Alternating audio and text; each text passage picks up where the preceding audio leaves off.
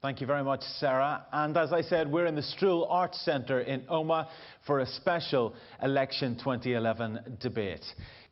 Jim Allister is the leader of the TUV. Mr. Allister is a barrister specialising in criminal law and has also served as an MEP for 5 years.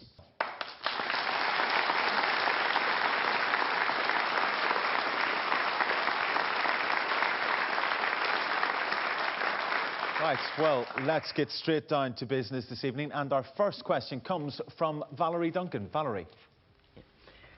Does the panel believe that the community's response to the murder of Constable Ronan Kerr shows how out of step the citizens are? OK, thank you very much indeed for that, Valerie. Well, I think to us all, this was a vile and dastardly murder by whatever wing of the IRA, doesn't really matter. But it was equally vile and dastardly to murder 300 policemen down the years, to have Sinn Féin's IRA do that. And whereas this time we had the right words from Sinn Féin leadership, we had the galling hypocrisy of the continuance of the justifying of every one of those murders. And that is wrong. And it is time that Sinn Féin now condemned, regretted and deplored the murders that their organisation carried out, because it was the carrying out of those murders and the rewarding of those murders through political advance which causes other terrorists to believe they can succeed. Because they look at Martin McGuinness and they say violence worked for him, and they argue why wouldn't it work? Whether people like it or not, there are thousands of innocent victims out there, made victims by Mr. O'Dowd's IRA. Yes, lots of people would like to forget about them, but sorry. Murder is wrong, and I won't forget about it. We'll stop you there. Let's move on to our second question, and that's from Geraldine McGurk. Geraldine. Yes. While councillors across this area have told us they agree with building the radiotherapy unit in Altnagalvin, how come the Minister for Health didn't listen to those councillors? OK, thank you very much indeed, Geraldine. Another strong issue.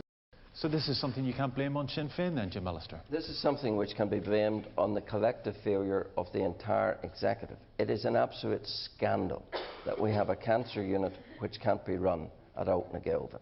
And why? Because this executive has squandered tens of millions of pounds to the point where the health service is underfunded. We spend 400 million on useless north-south bodies that do nothing for anyone. We were able to find 61 million for the GAA, 60 million for football, when they only asked for 30. We spent 10 million on local government reform that never happened. Let's stay on health. If some of that money had been used instead of squandered, we wouldn't have this problem. Jim Allister. It is preposterous when we have a cancer unit that can't be opened, when we have 55,000 people on waiting lists beyond 9 weeks, for John O'Dowd to say, oh, but giving 60 million to the GAA is a contribution to health. Really, unless this executive and this Stormont gets its priorities right, then we're going to go on with more squander and more loss in the frontline services where we need to put the expenditure. And we have a question from Marie-Claire Devlin. Do you think lowering corporation tax in line with the South is a good idea? And if not, what ideas do you have to grow the economy and encourage investment? Thank you very much indeed, Marie-Claire. Let me just bring you in there, Jim Allister. John O'Dowd talks about the harmonisation of a tax rate across Northern Ireland, or across Ireland. Surely that is a sensible idea, given that it's a relatively small country. Competing against one another would not be good for either country. Strapping ourselves to the fastest sinking economy in Europe, the bankrupt Irish Republic, is the last thing we should be doing. We are part of one of the world's 6th largest economies, the UK.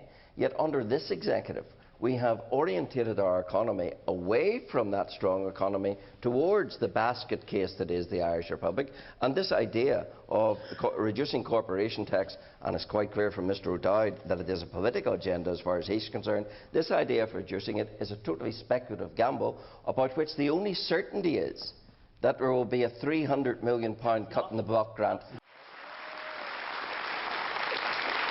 Marie-Claire, did you hear enough from the panel there on the idea of what ideas they have to grow the economy? Yes, they're talking about investment, foreign investment. Do you not think direct foreign investment is detrimental to our economy? And Jim, how come there's no candidate standing West Tyrone for your party? Well, I'm very sorry that you haven't got that opportunity. We're a small party. We have to direct our resources. We're the only political party in Northern Ireland that doesn't have a full of public money into it. And therefore we have to direct our resources where we can. The shambles brought to education by this executive will be one of the abiding legacies of its failure. The despair of parents and children is unbelievable. And that comes from the ministerial tyranny that we've had from Katrina Rayan.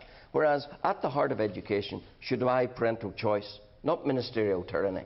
And if parental choice was embedded as the core value and issue when it comes to transfer, then we wouldn't have this. But you know, Sinn Féin have so much to answer for in regard to the ruination of education, but so has every party that put them into government and allowed them to bring that ruination to education. Let's now move on to our next question, and we go to Lauren McNabb. Lauren. If Sinn Féin were to obtain the First Minister position, would Unionists be able to accept it? Thank you, Lauren. Jim Allister, is this something that the TUV would be able to accept?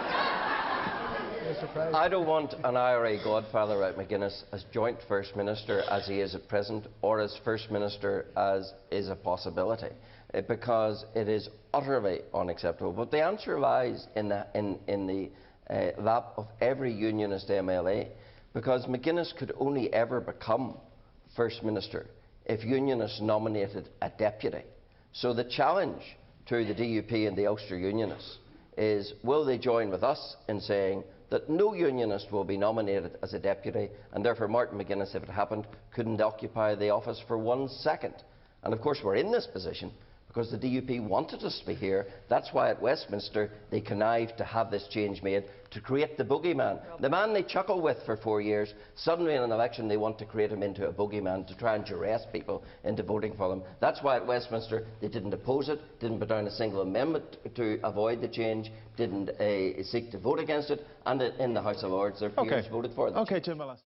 No, okay, go ahead, Jim. My problem is a Republican First Minister being put upon a Unionist majority in the Assembly. That is not democratic, and that is why it is right that the First Minister, if you're to have that system, should come from the biggest tradition in the Assembly, whoever that might be. But the question Irving has yet to answer is, will her party nominate a deputy if their partner McGuinness is the biggest? Our final question this evening is then from India Fahy. India. Does the panel have any advice for young couples that may be planning to get married in the near future? So, of course, we have the royal wedding fortnight tomorrow, so quite an apt question. Jim Allister. Marriage is a wonderful institution. Like any worthwhile thing, it requires work. And I think it requires give and take. And yes, I'm capable of give and take. Just out of interest, India.